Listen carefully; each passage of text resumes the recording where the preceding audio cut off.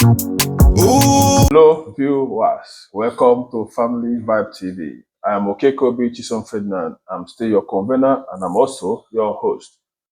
Today we'll be treating a topic that says dietary fibers and its importance. I know most times you guys must have been hearing fiber.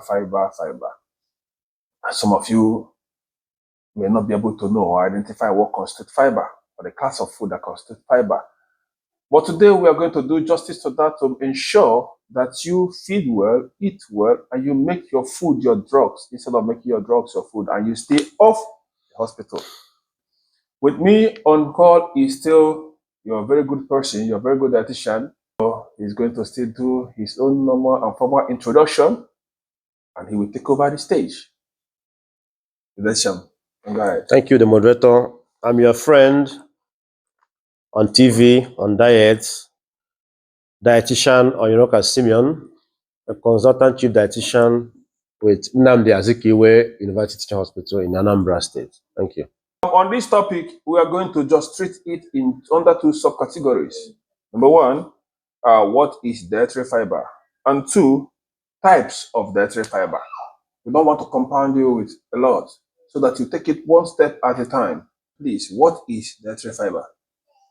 Okay, Mr. Moderator, we can say that dietary fiber, in the layman's language of understanding, is the non-nutritive part of our diet that does very important functions in the body. Okay. Non-nutritive parts of our diet that does very important and tremendous functions in the body.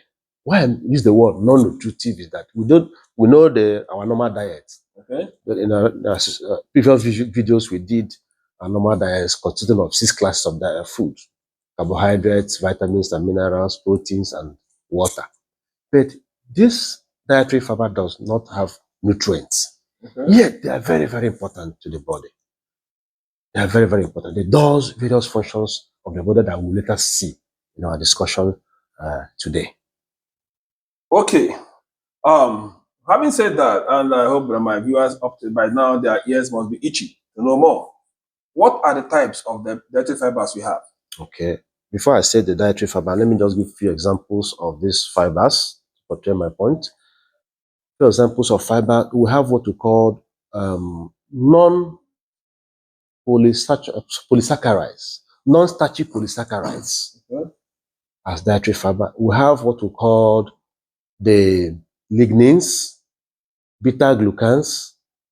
We have what we call the oligosaccharides. That one is more a common one. The oligosaccharides is the type of fiber like in our beans. When we want to do my, we just wash off the coat. Is it not? Yes. That coat has oligosaccharides. Okay. So it's a very important fiber.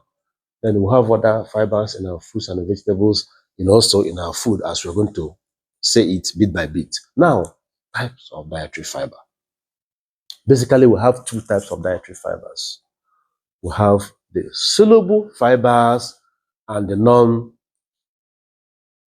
soluble fibers and insoluble fibers. Sorry. Okay.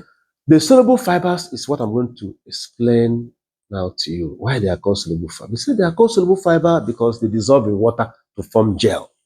Okay. They are called soluble fiber because what? They dissolve in water to form gel. Then the insoluble fibers is the one who said they don't dissolve in water. Rather, they form bulk. Bulk. You know, that bulk now is what really help our stew. When we after digestion, when we eat, help our stew. Not the stew eat in the house, so stew means our stew. Our physics. Physics. Okay. The one that help our physics to go out easily. You jump the physics to make it so that you don't go to toilet and you stay there for 10 hours. This is the one that help that thing to come out easily. You now relax. This one is funny. Now, let me back to the soluble fibers, Mr. Moderator. The soluble fibers, the dogs, I'll have to give some examples of this soluble fiber. Like most of our fruits, most of our edible portion of our fruits, like I will demonstrate here, most of our edible portion of our fruits is soluble fibers. Okay. Most of the edible portion of the fruit me and you eat is soluble fibers.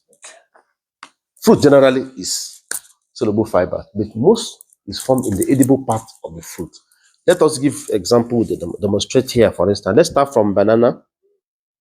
This is the banana now we have here. Banana is soluble fiber, but it's a point for us to know that demonstrate how soluble and insoluble. I'm coming to insoluble radio. I'm coming to insoluble, but I'm giving an example of soluble for you to understand. Now, but in some foods, soluble and insoluble can coexist. Okay. Now, this is banana we're talking about. We call it soluble fiber. Majority is soluble fiber. Now, which part is insoluble? When you do this banana this way now, this is the edible part, is it not? Yes. This is the one we eat. Okay. This is the soluble fiber. Then this one I've removed now is insoluble. Is it edible? It's not edible. Okay. You don't eat it. Yeah, you don't eat it. But you can give it to goats or a cow or whatever to eat. Okay. But me and you don't eat it. So we throw it away. This is majorly insoluble fiber. But the major part of the edible portion is soluble.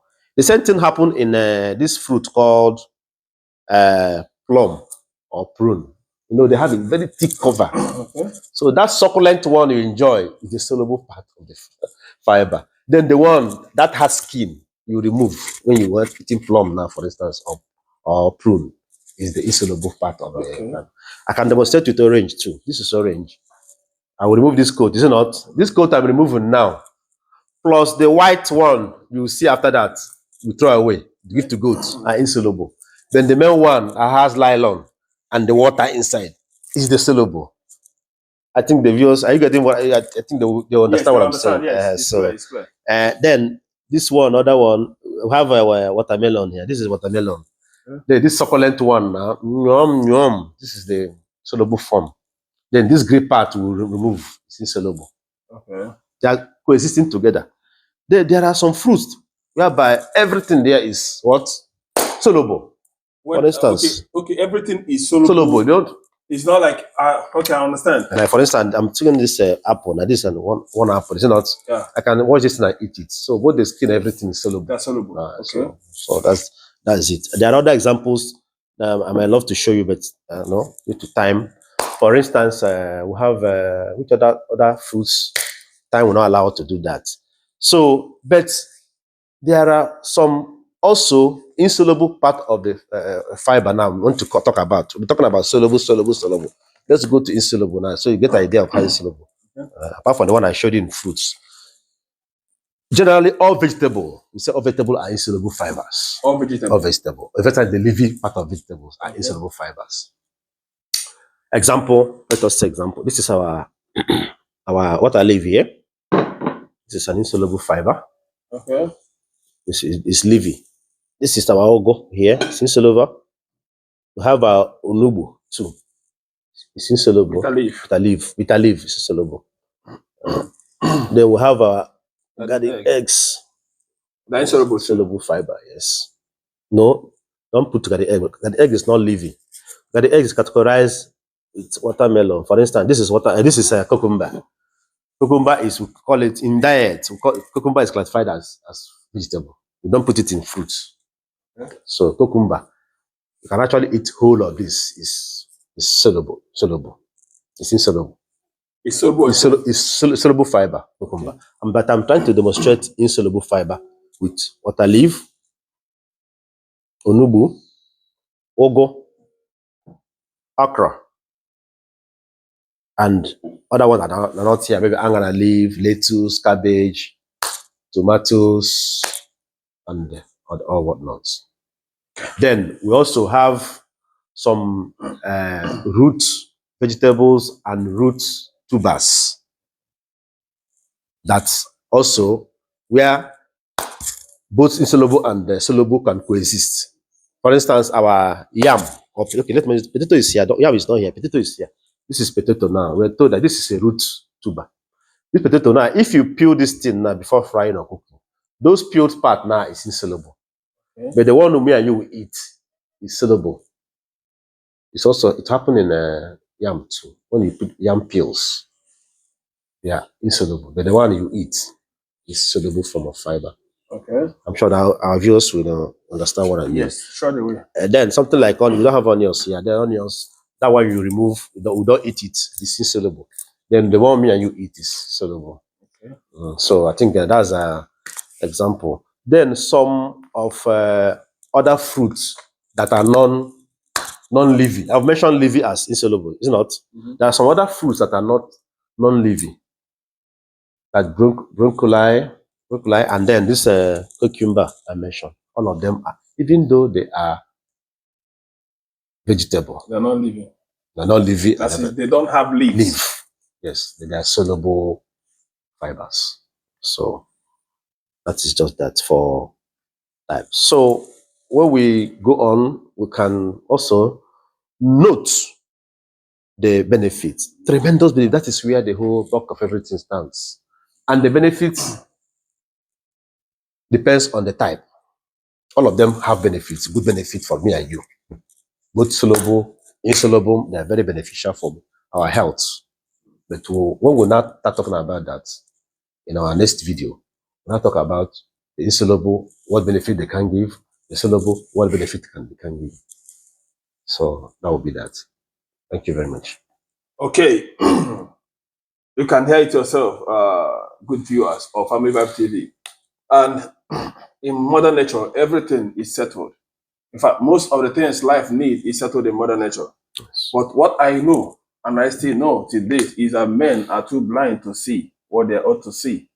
And that is why it's also biblical that we die because we lack knowledge. Knowledge, yes, Okay, still on that, we're going to stop it here, then come back with our next video where we will treat benefits of dietary fibers and recommendation a day. Stay tuned. We'll meet in our next episode. I am still your very good one, okay, Kobson Ferdinand. I'll be right back. Okay. Ooh.